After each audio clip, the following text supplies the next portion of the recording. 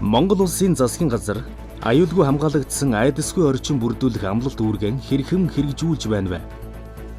Эрүүгийн болон иргэний хууль нь үзэл бодлоо илэрхийлэх, эрх чөлөөг нухчин дарахад үйлчлэхгүй байхад анхаарах.